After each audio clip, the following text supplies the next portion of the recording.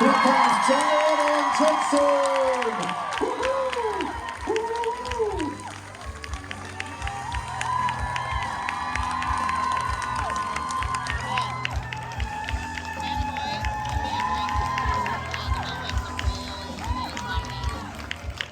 Howdy, y'all. We can get away with some howdies in Florida. Hell yeah. I got a new coffee cup. I don't know if y'all can see this. I didn't see that. Ice cold. What's on the other side? And it is. It's iced coffee in there. I guess.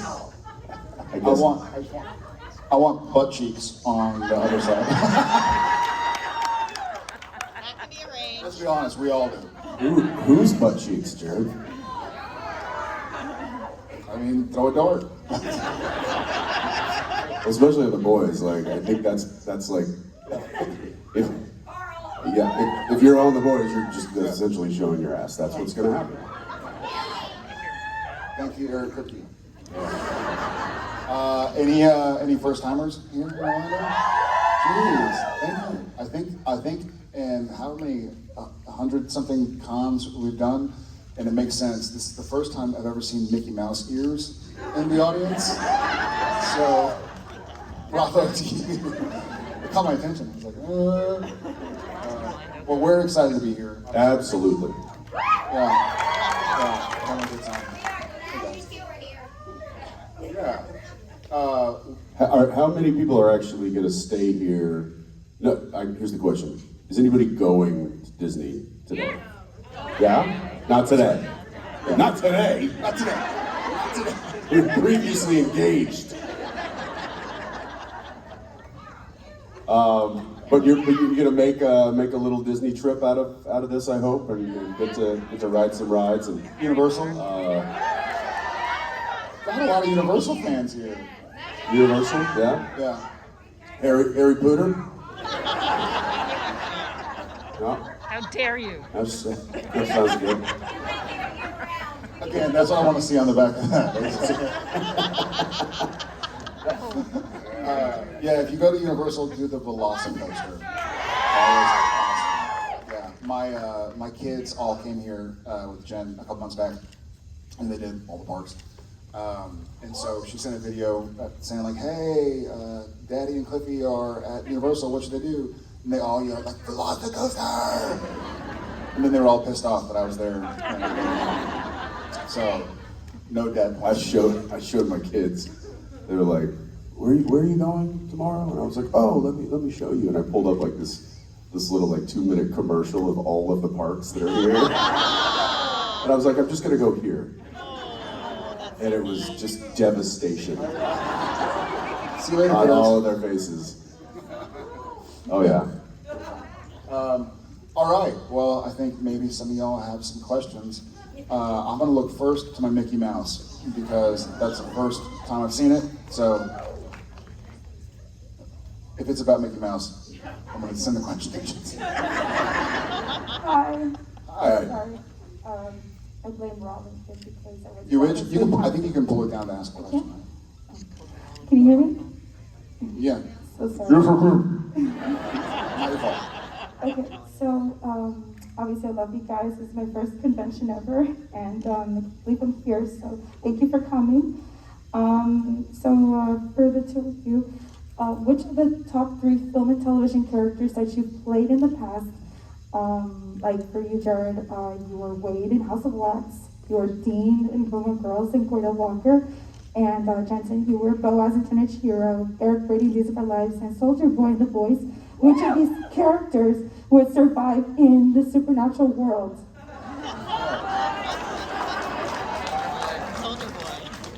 I don't know if I have any characters. I think he has a much better shot. I mean, Wade in the House of Wax got killed by one crazy guy with a bunch of wax and a knife, scissors. Cordell would be like too smart for it. He'd be like, nah, no. And Dean in Gilmore Girls was certainly not as equipped as Dean in Supernatural. So I guess I'm dead. All my characters are dead. Well, hell, Sam is dead too, also. Way to bring it down, pal. For now. I mean, yeah, I think obviously Soldier Boy's got superpowers, so that was not really fair. I'd go with Alec from Dark Angel. I think because he's living in a post-apocalyptic world already. He was manufactured in the lab. He had some special abilities. I wouldn't call them superpowers, but he was certainly more capable than a normal human. So I think he might fare well in the supernatural world. I also I agree. I enjoy the irony of the person in the Disney. Hey, who wouldn't get killed in Supernatural? Would any of y'all survive? So I like it. I like being pleasantly surprised. All right, right here in the front. I have one question for each of you. Okay, we got a mic coming for you. Here we go. Okay, so for Jared, I have a geek question. I'm sorry. Great. I want to know from the Harry Potter houses, Jared, Jensen, Sam, and Dean, which houses do you think they would fit in? Apparently, I'm the Hufflepuff.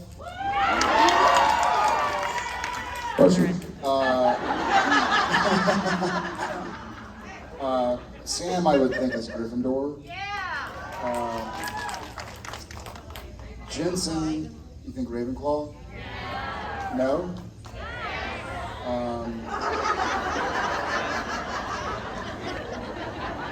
What would Dean be? You think so? I think Gryffindor. Yes, me too. Do you a Gryffindor? How many out there have no idea? Well, okay, good.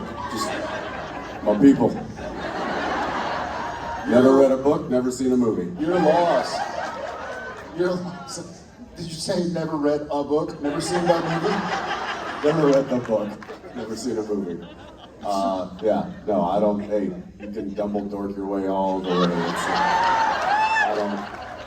I'm not there yet. I will be. Just give me, I think. You'll read it with the kids. Yeah, I think JJ's.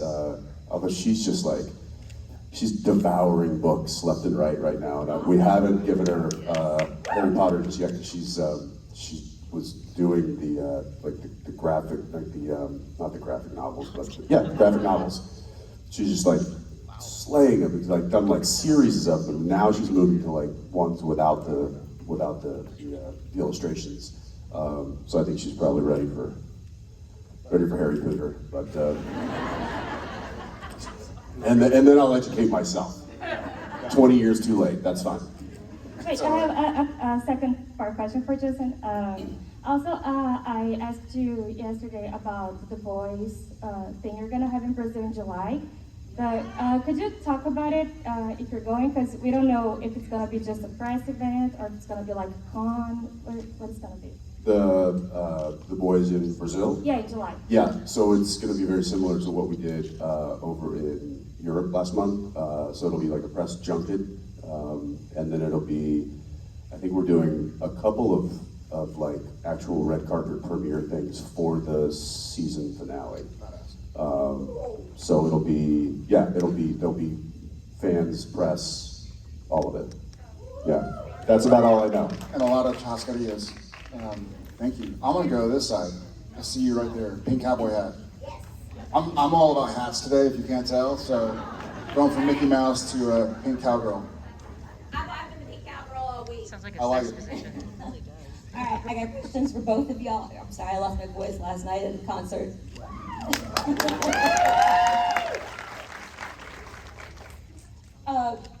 In both of y'all's shows, I have watched every episode several times, except for Hero Gasm, because I only stay for one watching. That's all you really need. But Jared, you have a lot of the same co-workers you've already been with in other episodes. It's Supernatural. But Jensen, how are the characters in The Boys? I've talked to Alenzo. He's awesome. Are all of them just as cool as you guys have been, or are they jerks? No. No. Nobody's the new me, pal.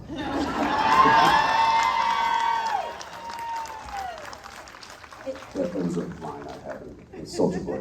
Never mind. No, yes, I think Jared and I have been incredibly fortunate to work with not just really, really talented people, but just genuinely good-hearted, nice, fun, enjoyable people. I had a blast on that show, and I think a lot of that's a big testament to Kripke and also Phil Segrisha, who works. He's up in he was with us for what 12, 13 seasons, and then he's been with the boys now for the past 2 seasons, or 3 seasons. They really set a great tone and put together groups of not just the actors, but the technicians, the camera guys, the DPs, the grips, electrics. Everybody really works in harmony, and so I had a blast working with each and every one. I really don't have a bad thing to say about anybody, and I like to talk shit about people. So yeah, I had a great experience, and again over on Walker, same thing. Like it's just a really good set, and in this industry, we have been a part of the sets that are toxic, and we hear a lot of stories about toxic sets, and I think that he and I have done a really good job of well, I don't know if it's necessarily a little bit of what certainly on Supernatural, what we've done, and certainly what he's doing on Walker, is setting the tone and creating an environment where people, where that toxicity is not allowed. So yeah, I have nothing bad to say. I have only great things to say about the people that I work with, both Supernatural, on The Boys, Walker. Yeah, it's been really great. And I think we're at that point in our lives, in our career, where it's like, we don't want to work with people that are crap. We don't want to work with that drama, leave that to somebody else. Yeah. I echo that. Jared, Yes. you are playing a Texas Ranger. I am. Have you been able to work with actual Texas Rangers about your part and? Yeah. Season? We have liaisons who came in, especially in the GIT. But for those of y'all who have seen my Walker, it's thank you. Well, it's more of it's a show. The way we kind of put it is it's a show about a family, which is also why we called it Walker, not Walker Texas Ranger, because it's about the Walker, like each individual Walker and their individual worlds, who happens to be a Texas Ranger, not like here's a Texas Ranger who happens to have a family and friends and offshoots. But we absolutely have liaisons on set and professionals. Got to work with a few of them. That is incredible. Yeah. And I have to say, I absolutely love both of your wives and everything they've done. And your kids are the cutest things I've ever seen in my life. And one day I hope that you will bring them around so we get to meet them as well. Awesome. Y'all are incredible. Thank you. All right, let's, oh sure, waving the hands back there. Yeah. Should jump up. Oh, good, well. Even better. Even better, that's right. There you go. Okay, this was supposed to happen last September, right? Yeah. Okay, it's her 16th birthday.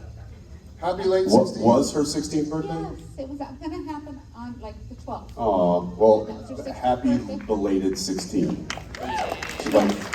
She's 37 now. It was a long pandemic, and we're just grateful to be here. So thank you, this nice lady who I do not know is videoing this so that I could get the happy birthday for my almost 17-year-old daughter now. But I wanted to ask, and I'm sure you've answered this question already at some other convention, other than Sam and Dean, what were your favorite characters? That we played. Yes, that you played. Right. Yeah. Yeah. I mean, I'm loving Cordell. A lot of fun to play him, tell his story. I really, this is going to sound like BS.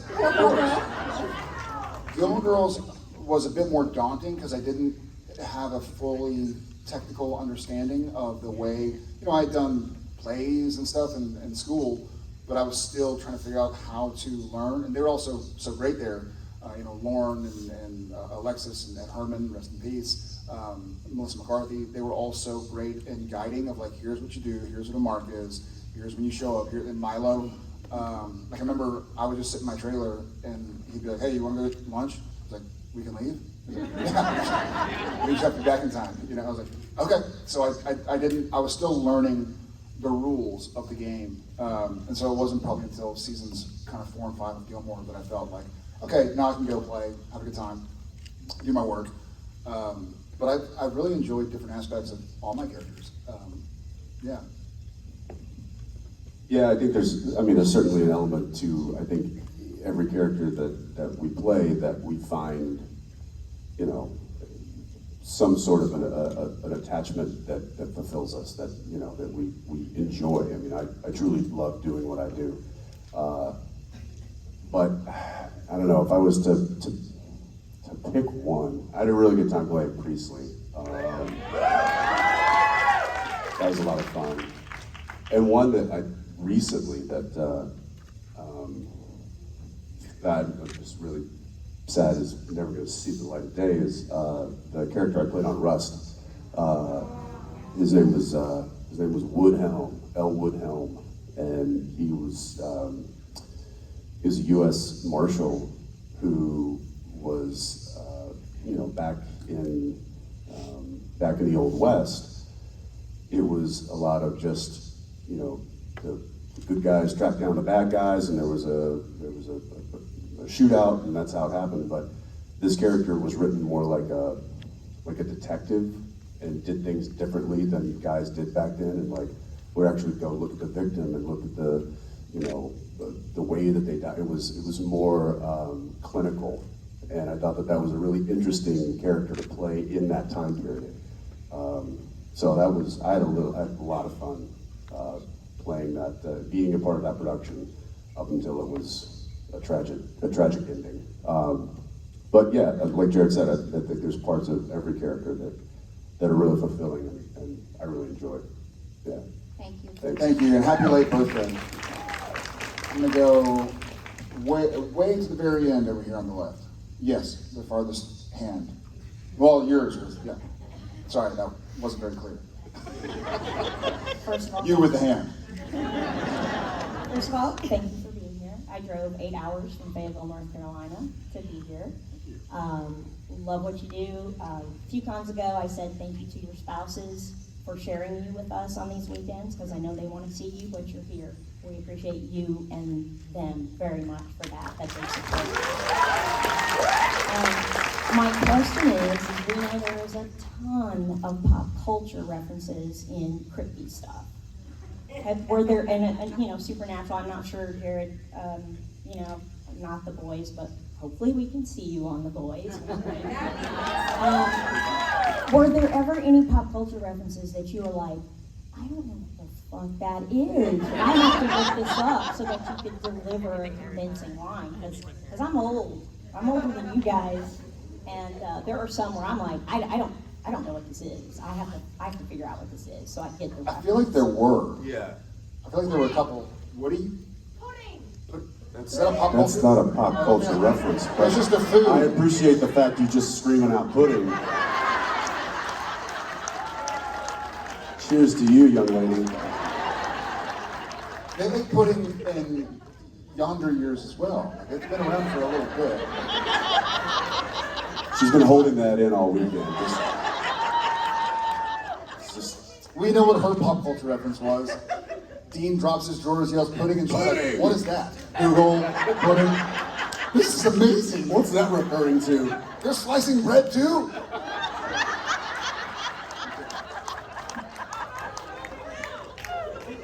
Oh, come on. Scooby-Doo was not we obviously knew what Scooby-Doo was. She's asking if there were some that we did not know about.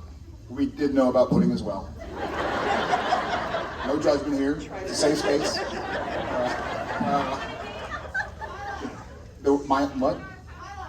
Highlights? Twilight?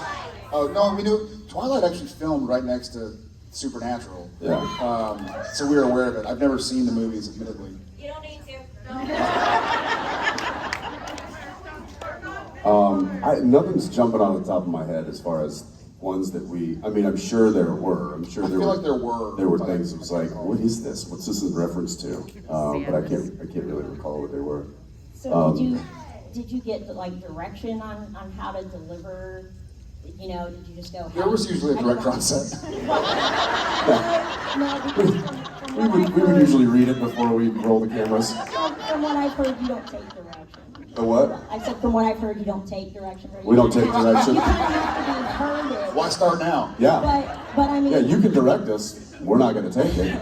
But did somebody say? Did you say, okay, I don't know what this is. What tone? How do you want me to deliver this so that the line is convincing for all us old folks that are? I feel like, we get the script ahead of time, and so when we're reading it, there might be something like, what the hell is that? And so either Google or call Kripke and be like, what is that? Or whether it was Carver or Gamble or Dap or Singer, like, hey, we're not really understanding what this is. And then, so we'd know before we had to show up on set, and then we would just deliver it incorrectly. Or a lot of times, if one of us was like, what is this? They'd be like, you don't know? I'm like, I don't know what this is. And they'd be like, damn it. And then, did you hear? I just recently heard, like, Samuel L. Jackson won't do more than 3 takes. Oh, really? Yeah. And I forget, somebody was asking him about it. And he was like, not if I don't have to. He's like, because if it's more than 3 takes, he's like, you got to convince me to do more than 3 takes, because if we need more than 3 takes, then somebody's not doing something right, and it ain't me. I get it. I'll think about that. That's an interesting question. And thank you. All right, where are we? How about right there in the aisle with the forearm tattoo? Yep. No. Microphone up right there. Directing. There we go. Yeah. Look at that. Hi. Hey. So I have 2 kids. They're Jack and Charlie after the show. And I'm always surprised what comes out of their mouth, like whether it's funny or deep thought or whatever. I'm always amazed. So with your kids being young, is there anything that they've said that you always remember and you love to tell a funny story about? I've got tons of stuff. Yeah. I mean, it's probably funnier Daily. than most. I will say this, not about my kid, but about Richard Spade's kid. Spade was there either directing or filming an episode of Supernatural, and we had kind of an extended weekend, and so Jen and our kids and I and he and his family went up to Whistler and Sydney Hotel and went skiing, and I think it was Fletch stayed the night over in our room, and woke the next morning, we were gonna either drive back to Vancouver or whatever it was. And so we're kind of just getting them prepared for the day. And Jen's like, okay, what do y'all want for breakfast? We're gonna order breakfast in the room and then head out. And so I think my kids were like, I'll take a scrambled eggs, or I'll take a breakfast quesadilla or something. And then young Spade says, I'll do some oatmeal with breast milk. And Jen was nursing Odette at the time, not at that specific moment, but Jen was like, I'm sorry, because we have like the pump and dump stuff in the fridge. We're like, can you say it again? And he's like, oatmeal with rice milk. Wait, breast or rice? He was like, rice? So we just misheard it. I think I thought he was jacking with us. He's a Spade, so. You could have just been testing the waters. With breast milk. What'd you say? Rice milk. Could have been that. Yeah, my littlest one says things on a daily basis that I have to have her repeat. I'm just like, what did you just say? Go tell your mom what you just said. And it's not bad, it's like a mature phrase of some sort that I'm just like, what? And she's crazy. And the twin, I'm talking about the girl of the twins, Arrow. And Arrow, Zebulon and Arrow are about to go into kindergarten with his youngest. And I have a feeling, knowing Odette as well, that when Odette and Arrow really, like when they get together without the parentals, In school, it's going to Steer be, clear of Austin because it's going to be like the yeah. magical. Odette's funny right now. Odette's in a funny place where she's very independent, and I love it. But like the other day, a couple weeks ago, she had a cough, and I was at work, and so Jen did a video, and she's like, "Okay, Odette, cough for your dad." She wanted me to hear, like, should I get her tested? We did, and she was fine. But Odette's kind of like looking at her mom, and Jen's rolling the camera. She's like, "Okay, cough for your dad," and Odette just goes, "No, thank you," and like, goes back to I mean, look, I think most dads out there have a dad voice that they have to bust out every now and again. And you know, with JJ, it's a little different. She just turned 9, so that's, you know, you have to be a little bit more. You have to reason with her. You can just snap at her and scare her if she's doing something wrong. It's like you gotta reason with her a little bit more. But with the twins, you know, they're 5, so. Zeppelin, if he does something, if, you know, Era takes one of his toys and he just hauls off and smacks her or something, I get pretty loud and pretty mean with him very quickly. And usually it results in him crying and running to mom. With Arrow, she does something, I'll do the exact same, like, "Hey, do not do that to your brother, do you understand me?" And she just dead eyes me.